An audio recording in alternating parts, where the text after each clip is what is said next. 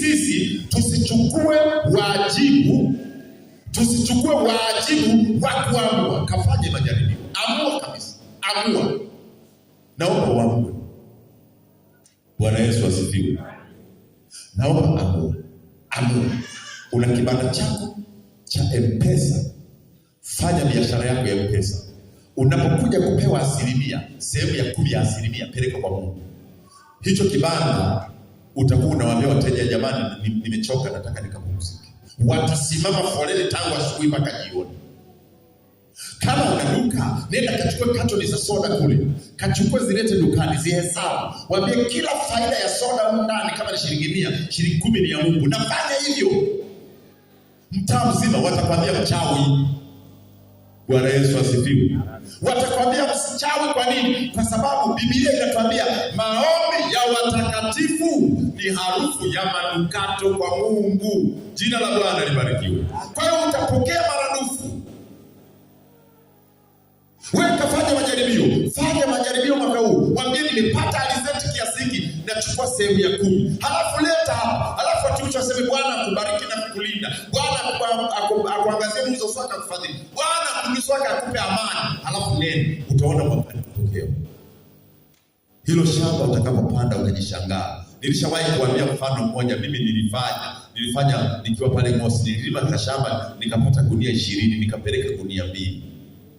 Mwaka unaofuatia shamba lile nilipata gunia 43. Shamba lile nilipopata 43 nikapeleka sehemu ya 10 ya yale mahindi yangu. Mwaka wa 3 nilipata shamba lile nikapata gunia 75.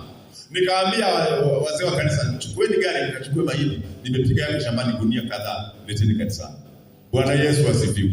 Yaani Mungu hawezi kukuacha kama utafanya na utapeleka mahali ambapo Bwana amelikalisha jina lake, lakini utapeleka kwa hiari yako, lakini utapeleka kama Mungu alivyokubariki, sehemu ya 10 ya kinachokuangukia.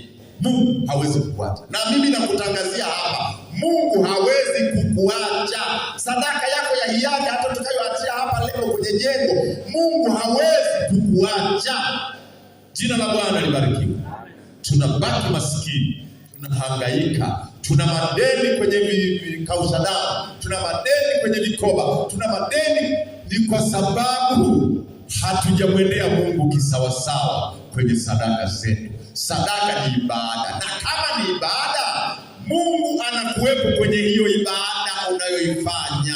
Jina la Bwana libarikiwe. Tunapoanza ibada unasema, Bwana Mungu wetu yuko hapa, tumsujudie, tumuche. Sasa kusujudia ni nini? Kumucha ni nini? Kumucha ni kusikia yale anayosema tufanye na tunafanya.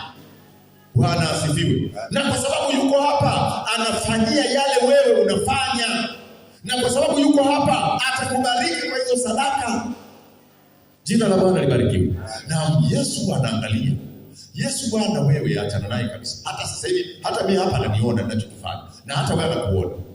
Unakumbuka pale Yerusalemu, Yesu akaketi kulielekea sanduku la hazina.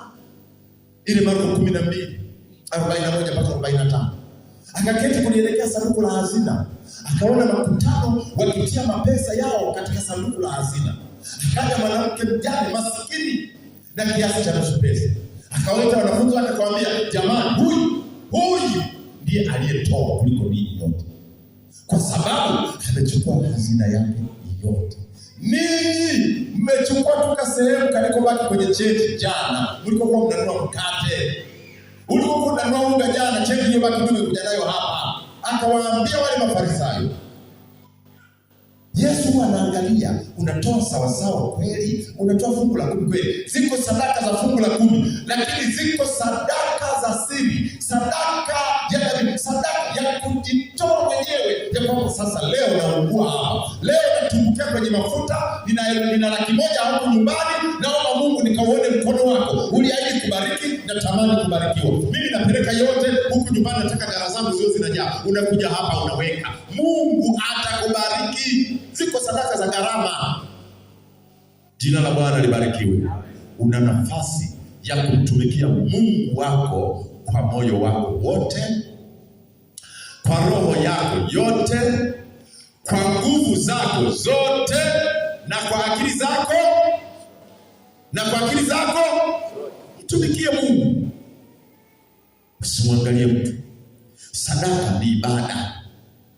Umwadhimishe Mungu moyoni mwako kwenye ibada ya sadaka. Sadaka ikalie moyo wako. Sadaka iwe ni adhimisho la kila siku. Sadaka mpelekee Mungu wako kila itwapo leo. Mpelekee Mungu wako. Mwambie Mungu hana shida na hiyo pesa. Mungu ana shida na moyo wako. Anataka kuona utayari wa moyo wako kwenye ibada yako, ili yeye aachilie baraka kwenye maisha yako. Jamani, ndo zile si zile kama upulike uwe lukuije gusu kabite kapige